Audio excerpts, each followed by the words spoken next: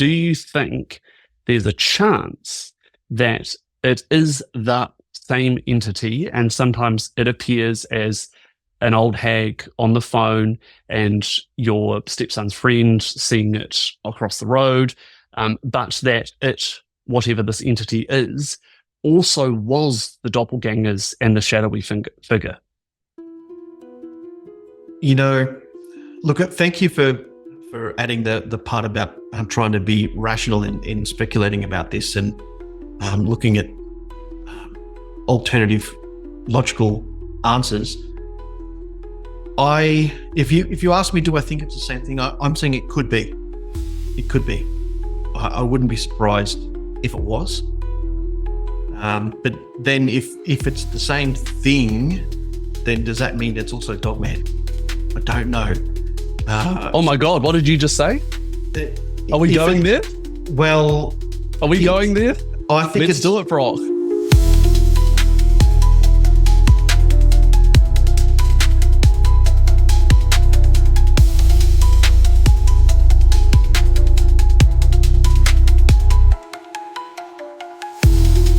You mentioned the term Dogman, and that's what you're going to share next. Now, the reason I'm so excited about you sharing this is I stumbled across this concept of the Dogman only last year.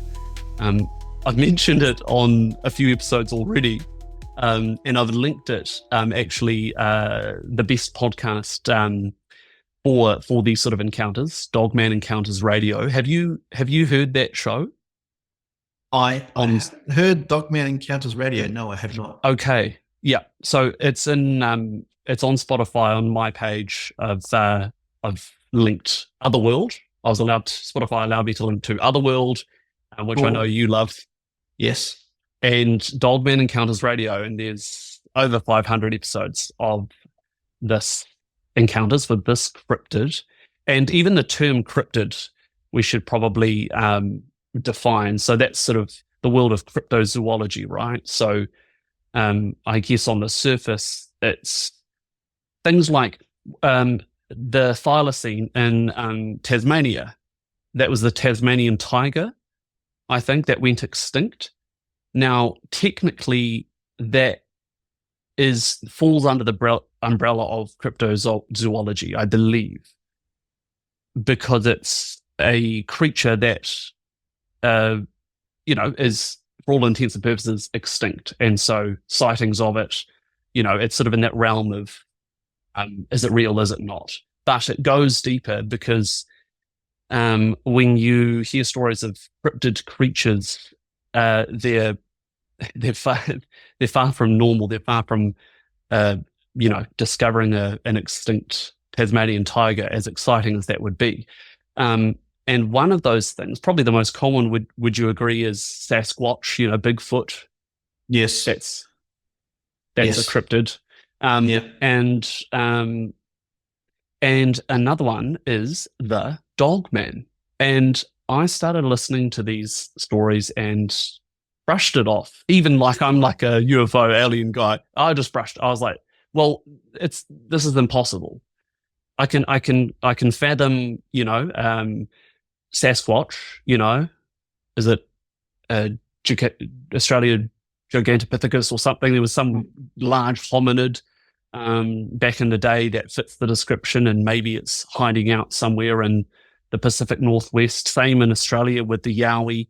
I can sort of wrap my head around that, but this Dogman creature, I won't go into the description too much because I do think it might ruin your story.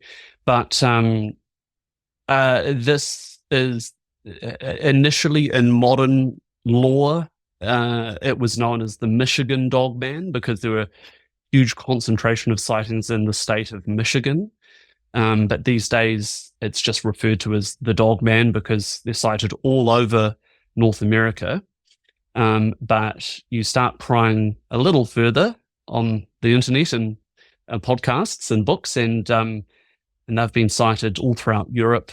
And there are some theories that is in part where the werewolf myth started.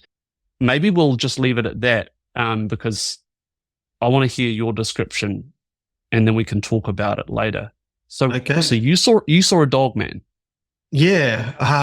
I was in the same camp as you, Steve. I thought perhaps you can have an unknown ape in the forest, but the concept of Dogman, even with all the craziness in my life, I wasn't so sure until I saw it with my own eyes. So at the start and earlier in the story, I mentioned a doppelganger that looked exactly like a young man who was visiting here. And this same guy was the first one to see Dogman here on the property. And interestingly enough, he doesn't come back here anymore. But I was hoping to bring him on to talk about it, but I think he might be a little bit too freaked out. We've got there's a pet dog, there's a pet cat here, it's a pet dog, and the dog is really old, and she's starting to need a little bit of help to get in and out of the house to do her business in the evening. So we'll let her out and sort of just watch over her, and she does her thing, and then she can come back inside. So sometimes if we've got a couple of things to do, we'll let her out, shut the door, in a minute or two we can come and get her, and in she comes. So although she's tiny, she's old, she's very, very, very brave and has a definite guard dog attitude for a tiny little thing. So this guy, young guy, he lets her out, and she goes down the steps and goes down to the corner of the house. And then when he goes to open the door to let her in, she's growling at this huge, big, at least 6 foot tall, although taller, but it's difficult. It was difficult for him to give me a precise height when I was asking him about this. So we're going to say 6 foot tall, bipedal creature leering over the dog. And the dog was looking up at this thing, growling. And he went, "What are you doing?" Those might not have been his exact words, but he yelled out at this thing as to get away or leave the dog alone. And it looked up at him, and he described looking into the face of a dog. And he initially thought that it was a really tall man wearing black. But then when it looked at him, and the shock of looking into the face of a dog, and then it took off along the path along the side of the house. And he, amazingly, and when I'm asking him this, he cannot answer why, he ran after it. And he bounded down the steps and around the corner to see this thing sprinting up the side of the house. And we've got a gate at the front of the property, 6 foot tall gate, and it leapt over the gate without touching it. And he sprinted up the path, flung open the gate, and of course it was gone. But he chased after it. He chased after it. I know. I asked him why. He said, I don't know. He just said he didn't understand why. He didn't think about it. He was just running on adrenaline, and he felt more like protective of the dog, because the dog is wonderful and it's part of the family, and everybody loves this little dog. And he felt more like wanting this instinctive protection for this dog. I wonder, had he heard of the myth of the Dogman before this? No. So his brain is probably trying to again rationalize. Well, it can't be just in the moment and that sort of shock, that's still strange. He was thinking at that point that it must be somebody wearing a mask. So it's 6 foot. At least 6 foot, somewhere between 6 and 7 foot. So tall, slender, thin waist, broad shoulders, hybrid style hands. So sort of half human hands with almost like fingertips ending in dog's paws with visible claws. He's not quite sure how many fingers, so I'm going to speculate on that. And it had short hair, like a Doberman, and the face of something sort of like a Doberman or German Shepherd is how it described it. Pointed ears, and visible, like it snarled at him like a dog would snarl. And he concluded it has to be a person in a mask, because what else could it be? And he ran after this thing, and what got him was when it cleared the gate without touching it, and then he thought, well, he didn't know what it was, because people can't do that. And so when he flung open the gate, he was expecting to see this thing running off in one direction up or down the road, but there was nothing out there. And you can see, in one direction you can see several hundred meters, and in the other direction you can see about 150 meters. And he feels that in the time it took him to sprint the sort of 10 or 12 meters to the gate, that it couldn't have sprinted off if it was a person. He still would have seen it, he felt. So he in his mind, it disappeared. And are you saying that he saw it leap the gate? Yes, he saw it leap and clear the gate without touching it. Which itself is how high again? 6 feet high. So it cleared its height. Yes. Easily. Yes. So I have a photo that I've taken of the spot, and with just a couple of like arrows indicating height and direction and the gate.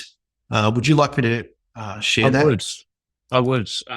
You showed me earlier, and I think that's fantastic. While it's unfortunately not a picture of the Dogman, here we go. Do you want to describe for those watching what we're looking at?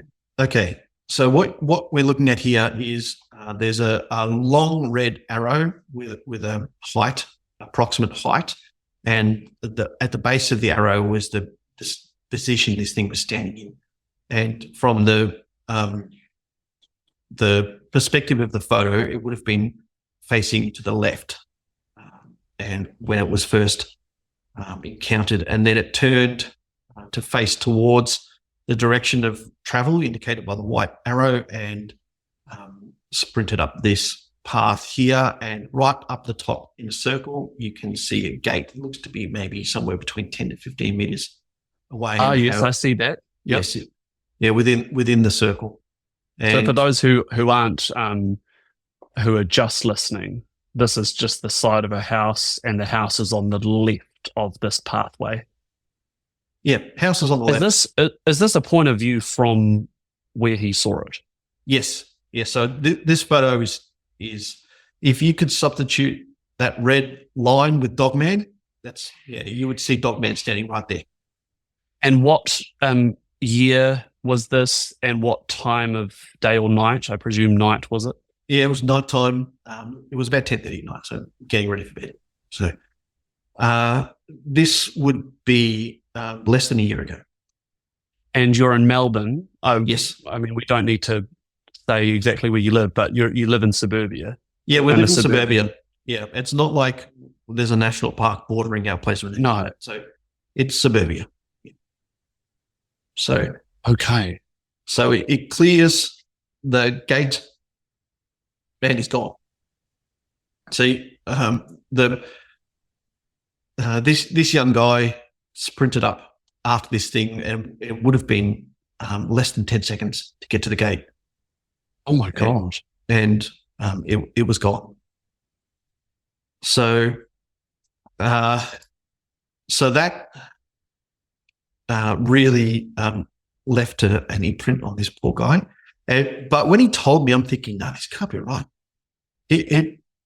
No. And I was scratching my head as to, okay, I can see that by his reaction, he's seen something, but I just couldn't fathom Dogman. And like I said, until I saw it myself, not that much longer afterwards. And then I put two and two together about another experience, and I think the Dogman was on the roof, and there was some kind of psychic attack from it. So if you don't mind, do you have any more questions, or can I move on to the next part? Well, or we can come back to that questions at the end. Well, I'm just more keen on really, really trying to define the description.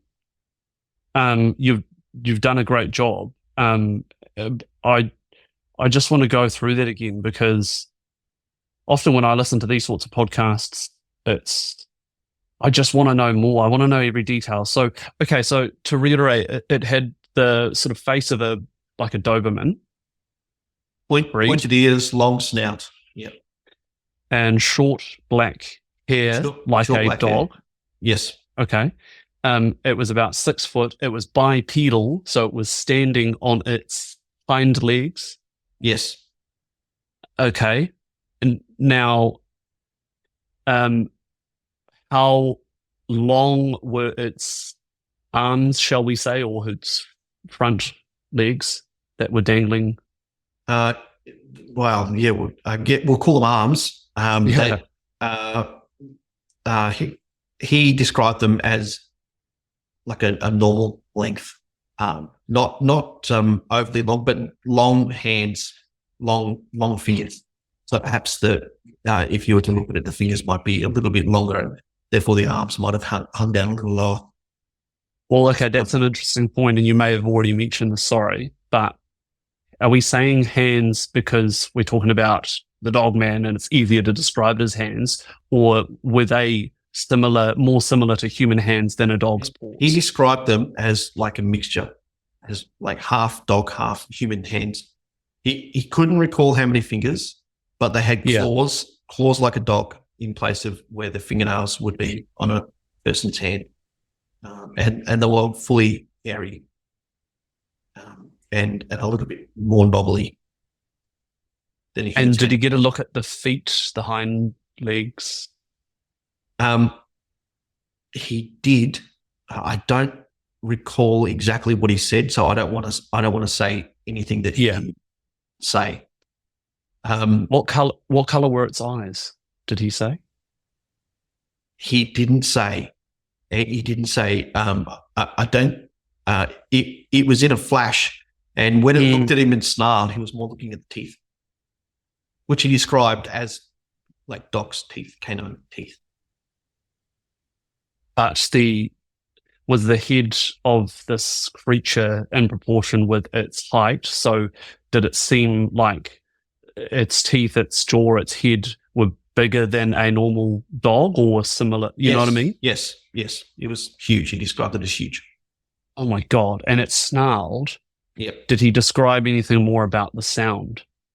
Like a dog, like a big dog snarling.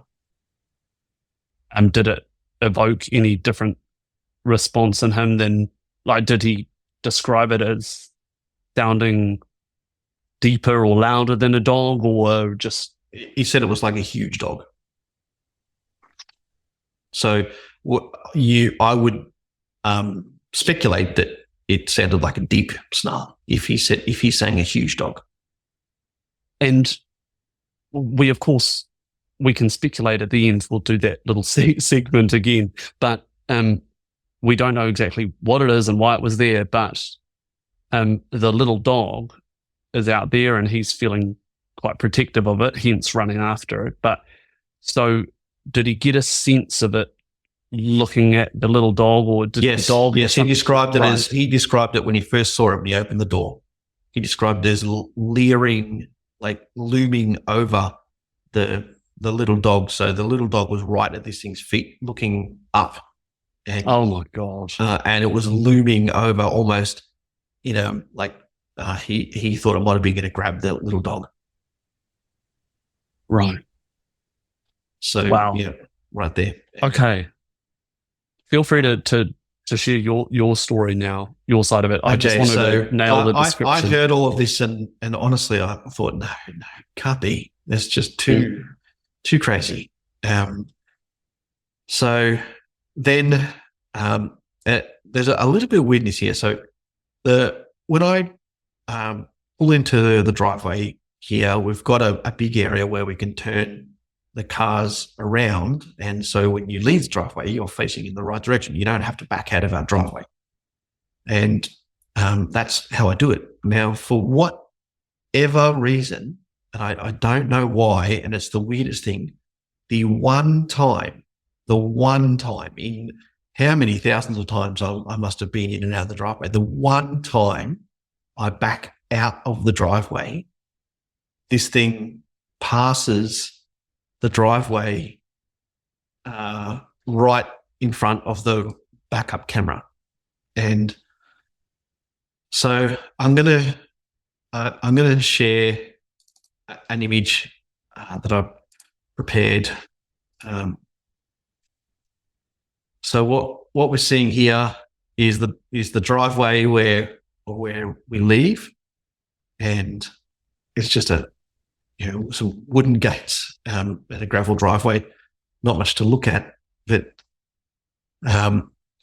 about where the image is taken was about what was just being displayed in the backup camera of the car. So I wasn't looking backwards out of the car. I wasn't looking in the mirrors. I was just looking at the display in the center of the car, as with a backup camera. It was dark, and so I'm not sure. Like with this backup camera at nighttime, it's a bit more of a black and white image when it's dark, like infrared.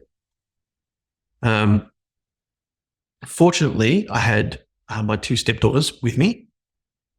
So only one of them saw it, the other missed it. So the one sitting directly next to me in the passenger seat was able to see it.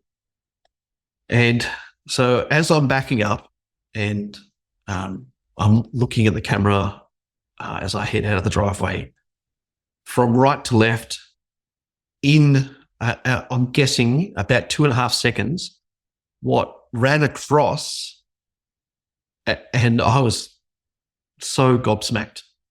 What ran across was a humanoid on all fours with the head of a dog, and it ran across, and it could not have been clearer. And it wasn't like it was far away and blurry. It was probably about 3 meters from the back of the car, and it was very distinct as to what it was. And it looked, because of the way the camera works, it looked a little brighter, like white almost, with the infrared of the camera. And I'm not sure if that's heat or how that comes out, but it looked sort of bright white. But I know that that's what a person looks like as well, or another animal in that camera. So it's, I'm not saying that that's what the color of this thing was, but it was, Gotcha. It was very, very, yeah. Very that's clear. how it was represented on the camera. Yeah. Yes. Yeah. So it was very clear and very unmistakable. And I was looking directly at the screen and saw the whole thing. And my stepdaughter, who is learning to drive, was also, just as a matter of course, also watching what I was doing. And I saw it, and shocked. I didn't say anything until she said, "What the hell was that?" And I said, "Did you see that?" She said, "What the hell was it?" And so I continued to back out of the driveway, and at the 3 meters was covered in about 3 seconds to back out of the driveway. And then I was able to see up and down the street. And I was expecting to see, at the rate of speed that this thing passed, I was expecting to see not more than 5 meters at the most, maybe 10 if it was in a real big hurry. I was expecting to see this thing out the front of my house, but there was nothing there. And the next thing she said was, "Where the hell did it go?" And at that point I said, I don't know. You saw that. What did you see?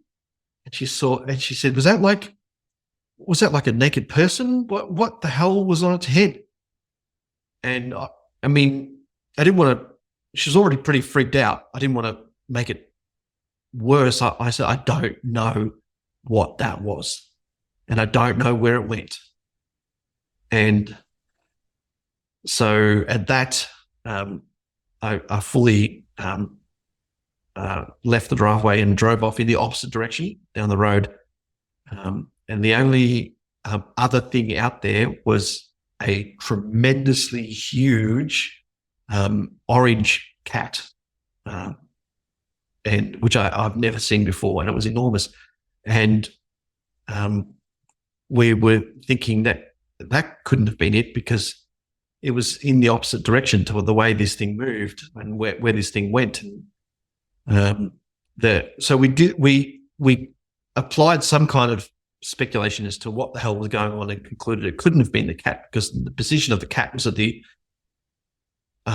away from where this thing was. And anyway, I just want to add that we did see a cat out there, but it was not the cat. The very first saw it, I thought that would be that's a naked person, a naked adult running on all fours on their hands and feet, running up the footpath. And I then saw the head and thought it was the head of a dog. I don't know how to describe it. Pointed ears, long snout. The way it was running was like a person running on all fours, not like a dog. I would say that the feet looked humanoid. It's hard to tell the exact shape of the hands. It was not close enough, I didn't have enough time to look at it to say that it had claws, but it definitely had the head of a dog, and no tail. There was no tail. No tail. No tail. Because I was going to ask why you. It was interesting that you chose to describe it as humanoid, and the no tail is that part of the reason you sort of use that description? Because there's, it's on all fours, but it looks like a human, but there's the head of a dog and there's no tail. There's no tail. It did have a sheen to it as well, like the shine of a black dog's coat, like a short hair dog. Okay. Wow. I was so shocked at seeing that, and I just couldn't believe that. At that point, I'm like, no way, Dogman exists.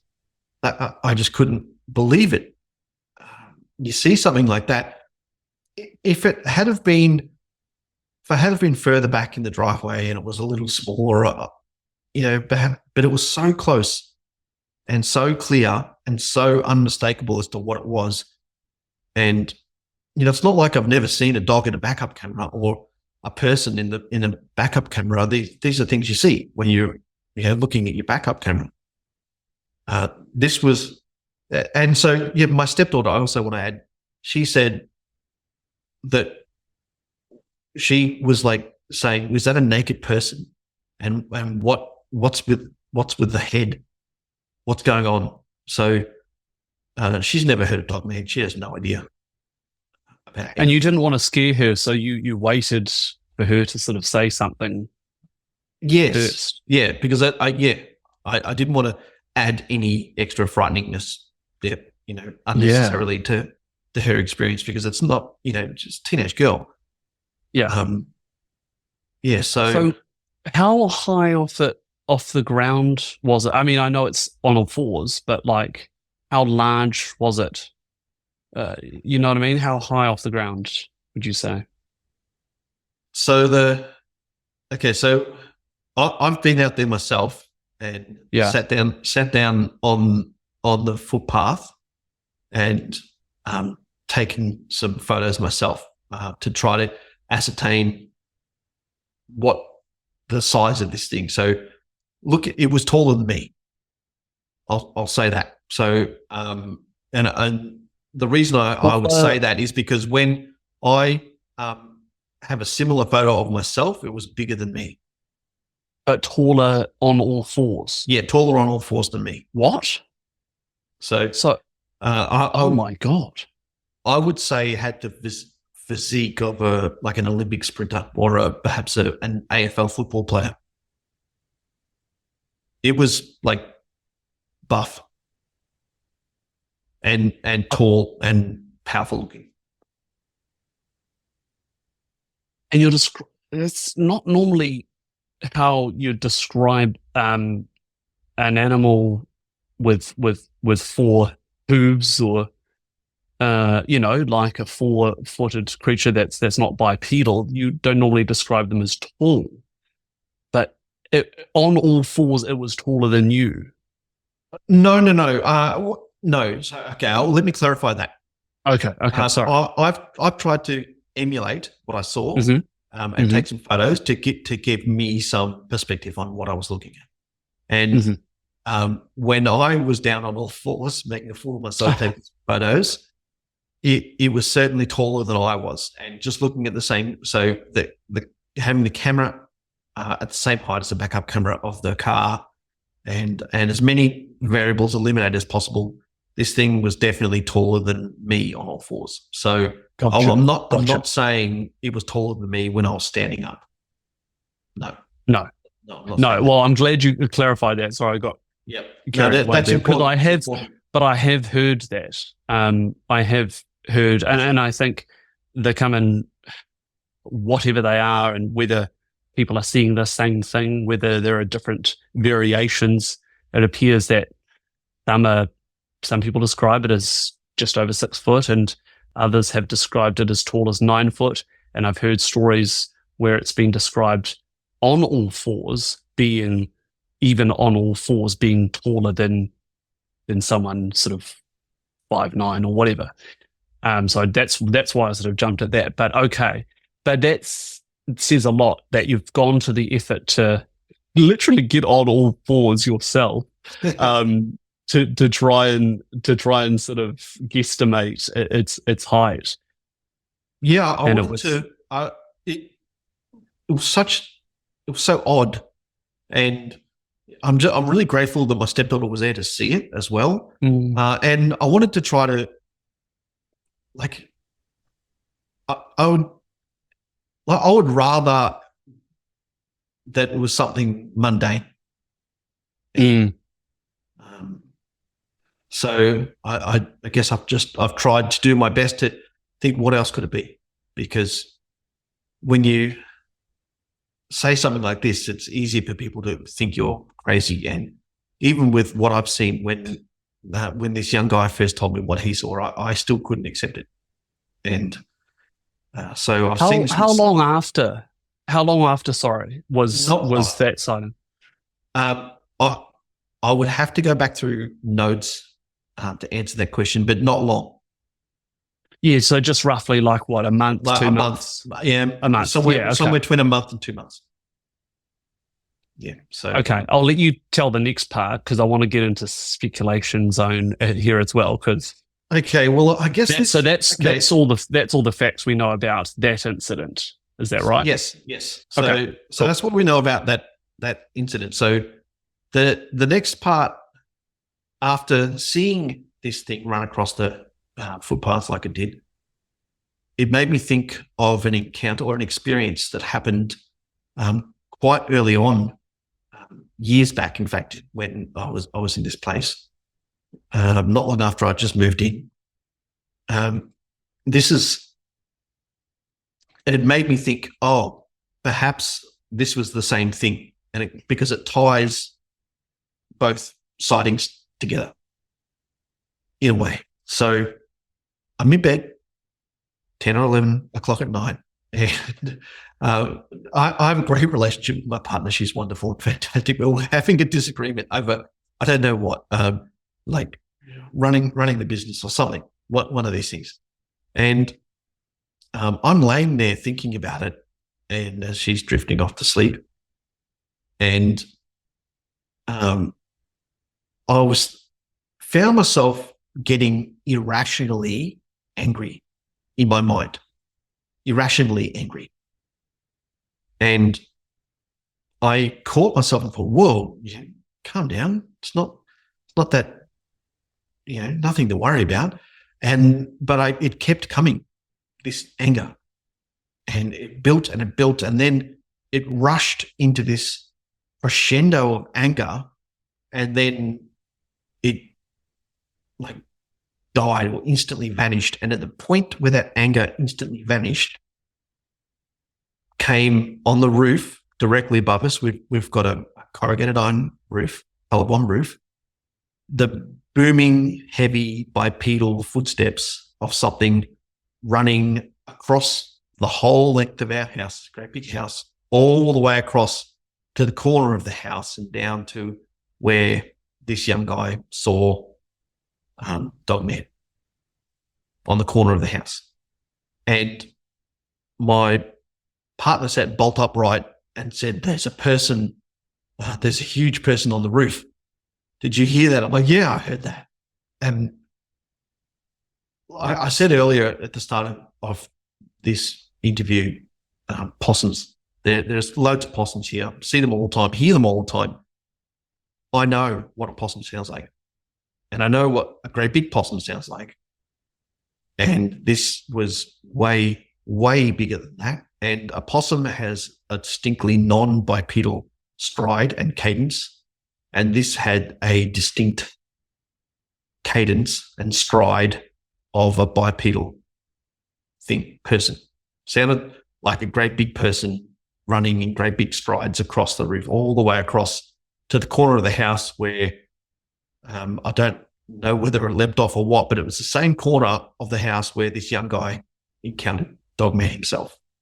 So and it is speculation, but I wonder if what that was the same thing. It was something huge on the roof, and I really felt like it was causing me or making me become irrationally angry. And I wonder whether this old hag thing was doing exactly the same, making me irrationally angry. And mind you, when I say irrationally angry, just in my head, not verbally, just in my head. So, and I wonder if it was the same. There's this link to when you think about all of these things and how they come together. There's little things that link them together to make me think: is that the same thing? Are they related? Or are they all talking to each other? What's going on? It's just so bizarre and so weird. But after seeing this Dogman thing and thinking back to that experience of that, whatever it was on the roof, and I really felt like it had deliberately controlled my emotions, and the sound of the weight and the size of it, and it was a big person. There's no possible way it could have been a possum and there's no other creature in the suburbs here that it's not like it's going to be a kangaroo, and certainly not on the roof. It's and also it was directly above me, like right above my head, where this thing took off from, directly above me. And wow. Yeah, I didn't make that connection until I saw Dogman and I started thinking about all of this stuff. And thought, I wonder if that could be the same thing. And if it was definitely trying to make me angry. It was, yeah. I've come to that conclusion that was the same thing that I saw. Wow. And so we can rule out possum, we can rule out kangaroo, as you say. No, it's not going to be a kangaroo. There's no, yeah. A possum can climb onto the roof because they live in trees, Yeah. but this is not. It's not like there's any access point for even a person to get on the roof. You're going to need one of those big extendable ladders. And there's no. Can I just ask? Let's say someone was able to get onto the roof. We most people know what that sounds like. Someone's up doing the guttering or whatever. You're saying that there is absolutely no way it could have been a person, or could it have been someone that was very large, a very large man that was deliberately stomping, or was it even beyond that? Okay, what makes me rule out a person would be they would have to get to the point on the roof directly above me in silence. And it's just not possible. One footstep, you can't silently move across the roof. I mean, you can hear a possum walk along the roof, which would only weigh a couple of kilograms. A person walking on the roof, it's just not possible to walk silently across the roof. So, whether they were waiting the entire night to start moving, they were in that one spot the whole time, and they specifically, in silence, chose the exact point to move, which was at a crescendo of my thinking that was irrational.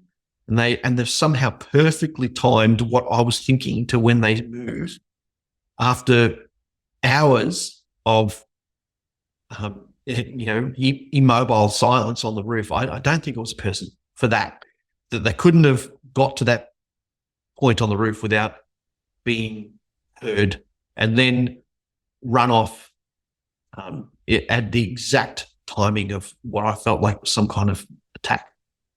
So when it ran off, and you refer to it as a psychic attack. Yes, I would describe it as a psychic attack. Has that term been used before? Like, have you heard of other stories of entities or things like this giving psychic attacks, or is that something you've sort of come up with yourself? I've heard the term, but I'm not relating it to any particular, like, my experience it seems unique to me. I don't think I've ever. I'm not suggesting that it's that it didn't happen or anything. I'm just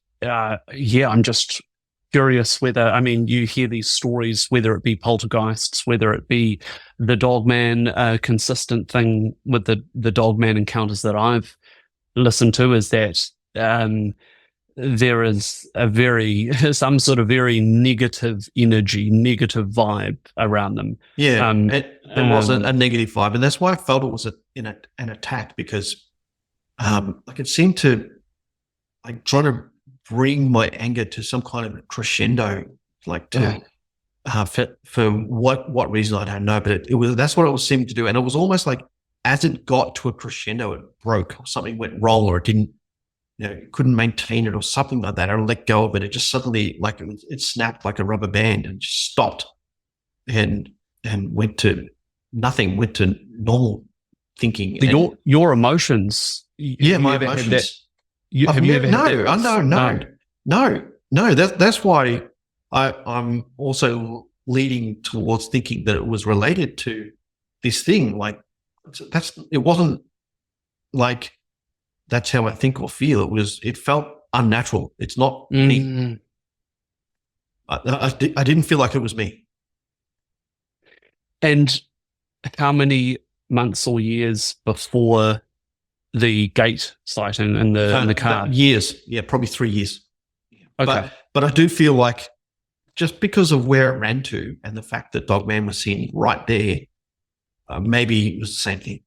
That's I know it's a loose link, but that's but it's that as a standalone story is fascinating and unexplainable. So I think it's fair that we do a little bit of speculation. I think we can allow you some speculation, seeing as you've had multiple unexplainable experiences. Perhaps some of those are linked.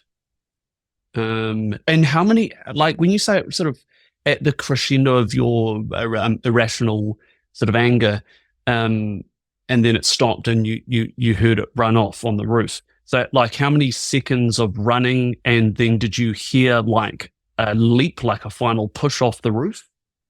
I didn't. What I heard was I would approximate 10 steps, as in boom, boom, boom, boom, boom, boom, boom, boom. And to me, that sounded, and also directionalized from my position directly above me to the same corner of the house that this young guy saw Dogman. And what did your partner say at the time? She thought that it was a person on the roof, but she also couldn't understand how could they have gotten to that position silently from where it started. And she was awake. She heard it clearly. And there's no doubt in her mind that it was something on 2 feet, and it was big, like as big as a big person would be. Gosh. That is terrifying. I mean, even if it wasn't Dogman, it was something Bipedal on the roof that wasn't human. And I think that's still speculation to say it wasn't human because you didn't see anything. But from what you've described, and given what we know about this house and everything else that you've been through, it would certainly appear. It would seem plausible that it's something non-human. Yes.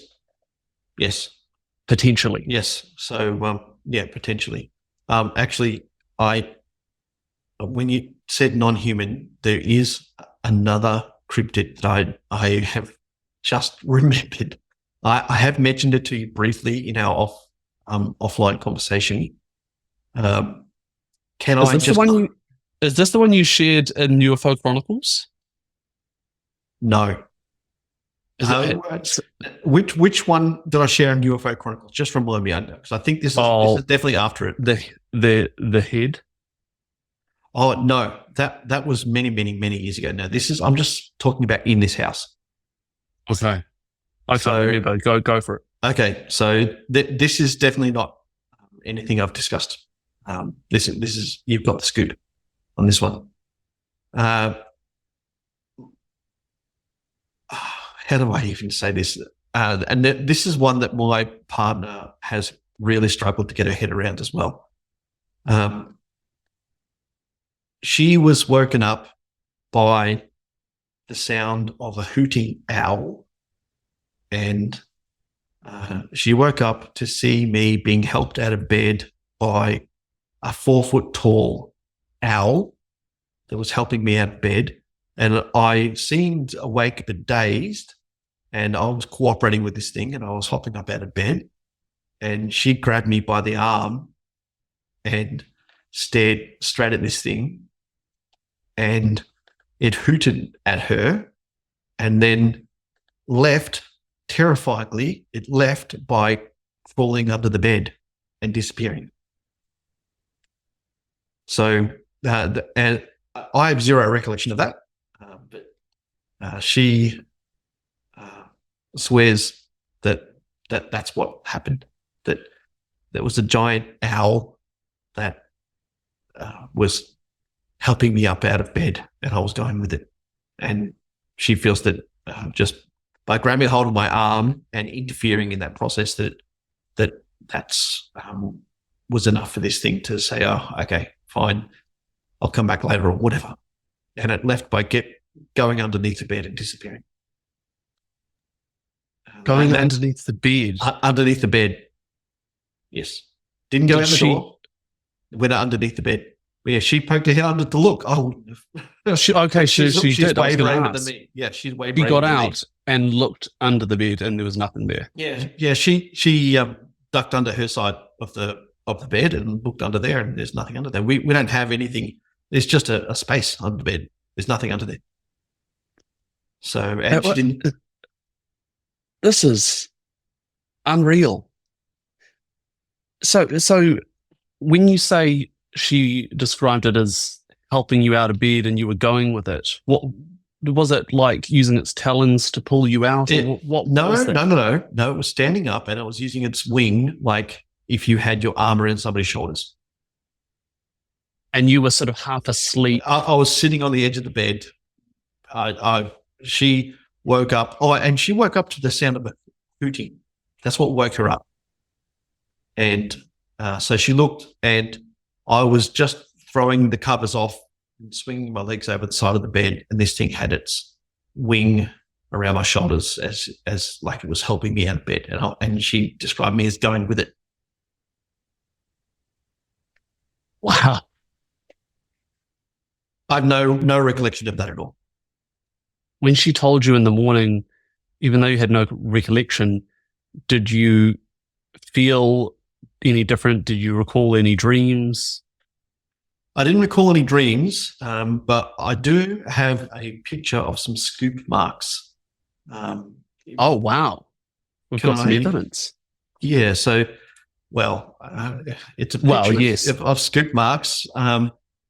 What that's from, I don't know.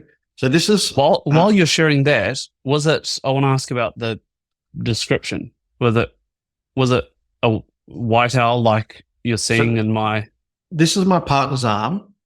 Okay. And what you're seeing. And so this is just the bend of the elbow. And it's just above the bend of the elbow on the inside of the arm. And you can see some marks here. So there's... I'm going to indicate the shape of a small triangle that would be about 10 to 12 millimeters across. And there's also two others here. And I'll share another image that is a close-up. I just shared the first one for a bit of perspective.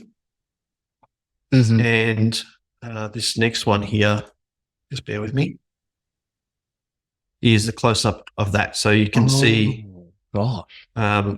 And so you can see you've got an equilateral triangle here, but there's two extras as well. Yeah, so can we describe to anyone just listening, it's quite zoomed in on near your elbow on your skin, and I'm seeing 5 red dots as if there's something that has imprinted in your skin. No, this is my partner. This is not my skin. This is her. So maybe I wasn't okay. This is her arm. Sorry, no, you did say yes. So this is your partner. So and it might not on the image here, but they were distinct scallops. Like you've got a melon baller, but tiny. Yeah. That's how they appeared. No, I can make that out. Yeah. So and the fingernail there's my partner's fingernail. So you've got of her index finger. So you've got some scale. So that's very small. Yeah, that shows the scale. Yeah. So is this a photo taken the next morning, the next day? Yes. So what? Going to speculation territory here again. What are we thinking this is? Classic scoop marks that you would hear if you listen to any podcast about alien abduction. Can you clarify what you mean? To me, it looks like a very sharp implement resembling a tiny melon baller that would be perhaps 0.5 millimeters in diameter, has scooped out some semicircular depressions and leaving some semicircular depressions in the skin, as if a very, very tiny, very sharp melon baller has scooped out small piece of flesh. So you're saying that this is sort of a common, I've heard of physical markings and stuff after supposed alien abduction experiences, but this specifically what we're seeing is quite common in some of these abduction stories. Is that correct? I've never seen it until this. But this to me is what sounds like scoop marks. Like when people describe finding scoop marks in the morning after an experience. That's what I mean. So this is a thing. This is a thing that people report. Yeah, they report. I've heard this many times. Yes. Just for the people listening that have never heard that term, and this is a common reporting with these experiences. So she obviously, I take it, didn't have those, didn't notice anything prior, and it was quite like noticeable to her in the morning. Yes. And did she report it feeling like anything? No sensation whatsoever. And it was just, as a matter of course, we've taken to, when having experiences like this, to check each other. And that's what came up. So, nothing on me, just those on her. Nothing on you. We've persuaded the skeptics, perhaps, or we've at least attempted to, and let's just get fantastical here and start exploring what all these things could be. Was there any more, though, to that specific story? That's all to that specific story, except that my partner found it so difficult to accept. That really, that she could see this thing, and that she was convinced she was awake, and then finding the scoop marks the next day sort of took away any feeling that it might have been a dream. She said it didn't feel like a dream. She said it felt like she was woken up by sound, and that she woke up to that experience, and that and the rest of it was coherent. It's not like the scene changed or anything like that as it does in a dream. She was helped me back into bed and laid me down and held on tightly to me until she fell back asleep again. So it wasn't an incoherent, jumbled thing like a dream. To speculate what the hell all of this is, I think that it's a broadening of the range of experiences that I have been experiencing throughout my life. And it's as if my partner's experiences and my experiences have come together, and we're all sharing each other's experiences, and in the one house. The owl, though, there's a reason I put an owl in my artwork. Why do you think these owls are so prominent in these stories? Sometimes it is literally just a normal sized owl at night. Doesn't look mythical or whatever, but it precedes something ominous happening. And then other times I've heard similar stories where they're huge and it's almost like, it's something supernatural. What is it about the owl? The owl, the experiences I've had with owls, I am going to say it's almost like a bridge between the other and this world. Like, that owl that was getting me out of bed is obviously not a normal owl. Normal owls aren't inside your house and not 4 foot something high, and they don't disappear into your bed. There was a prominent thing that happened just recently where I recorded the story of this guy seeing Dogman because I wanted to keep it accurate. And so I took his recording, and then that night I went and dropped my stepdaughter and her friend back off at their place. And as I was coming back into my street, flying in front of the car, like directly in front of the windscreen, was an owl that sort of peeled in and was flying right in front of the car windscreen as I'm driving up the road. And I'm thinking, wow, I've never even seen an owl here, but here it is. And it's flying right in front of the car. And it peeled off and sailed into our property somewhere where I lost sight of it. But the uncanniness of recording a paranormal story and then seeing an owl that flew straight in front of my car that very night. What it is, I don't know. It's interesting, isn't it? Because it's kind of like, it's the synchronicity thing as well. Yes. It's, so the synchronicity and, I mean, it could have just been a regular owl, but the chances of, I've never seen an owl here, and chances of seeing one after recording a paranormal story and having it fly in such a way, it's not like I saw it sitting on a power pole or a tree or something like that. It was right at me, and then of course it flew off into our property somewhere, just to add to it. But look, I've plenty of owl stories as well. Owls have been with me my whole life, but maybe another time. I would like to dig into that. I mean, I don't have anything.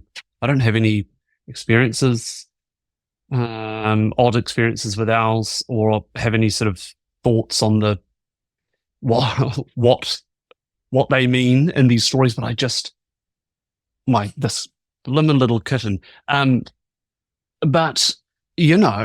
I just noticed that there are. They're so common in these sorts of stories. In the first episode, whoopsie daisy, for people listening, I've got this little kitten here. In the first episode that I released, we sort of briefly discussed it because I think the girls I was interviewing, they sort of were commenting on the owl in my artwork, and one of them said, I often hear about these owls. And what does the owl mean? I said, oh, have you heard that too? Because I was just listening to a podcast talking about that very thing, the prominence of an owl in supernatural. Yeah, it's strange. And they're sort of the messenger as well. If you think about Harry Potter, and stories there. So it could be some sort of conduit perhaps between the worlds. I like I said, some kind of bridge. Something linking this world with the other, because that they're acting, or at least the experiences I've had are not like they seem paranormal, except it's with a very physical thing. And the owl that I saw flying in front of the car,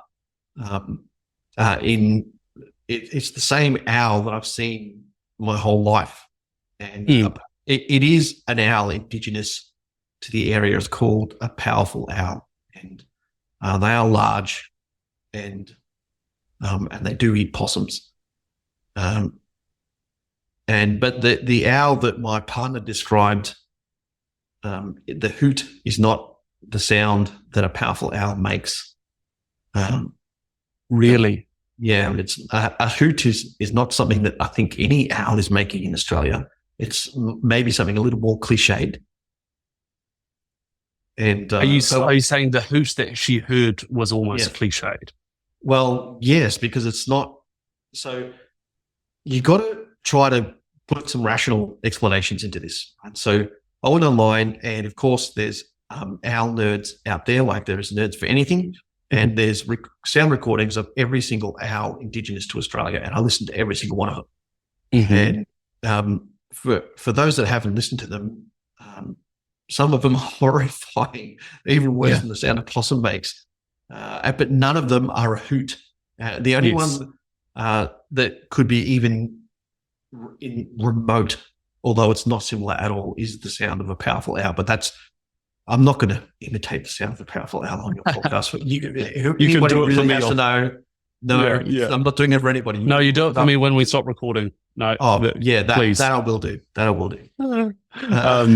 I know what you mean, though. We have an owl here. I think the Māori name is Ruru. We growing up, we referred to it as the moorpork. because the sound it makes is kind of, well, I'm going to do an imitation. I'm scared now, but it is like, yeah, pork. So that's not a hoot. So do you think that the hoot then, because it was so cliche, does that itself say something that it was trying to, because let's be honest, in the physical world, there is not a 4-foot owl. There is not one that can guide you out of bed with its wings and then disappear under your bed. So if what you're saying is true and what your partner experienced is true, we're dealing with something supernatural at least. So do you think that it's trying to convey something that we're familiar with, and Yes. that, owls go hoot? Owls go hoot because that's what the human psyche says that owls do. So it is cliche. There's cliche to so much of this. And So what? Just because, sorry, because I almost forgot to ask. So that actually links in with the scoop marks that are so prominent, as you say, in these alien abduction stories. So do we think that there was some sort of alien presence, and that what she saw in that moment was the representation of an owl? yes, I would think that the owl that she saw was a screen image, something that was put as an overlay over something else that I would speculate would be more akin to a classic alien grey from popular culture, because that's have been so many of my experiences. And I think that it was overlaid intentionally, or, I don't think these things stuff around. I don't think they really, accidentally do anything. I think everything is intentional. And I think that this thing waking up my partner was for no other reason than for her to see it, and to then have the scoop marks to double down on the experience was more to say, there it is. It's right in your face. You can't deny it. Just quickly, this is my son. Oh my God.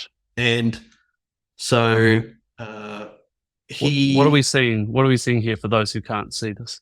So what you're seeing is his back and his right shoulder blade, and on top of his right shoulder blade, and moving up towards the top of his shoulder are some marks that resemble broken capillaries under the skin. And so the implication is, and they're in a regularly dispersed pattern, and the implication is that something was sucked to his skin with enough suction to burst the capillaries under the skin, like I think you call it a hickey.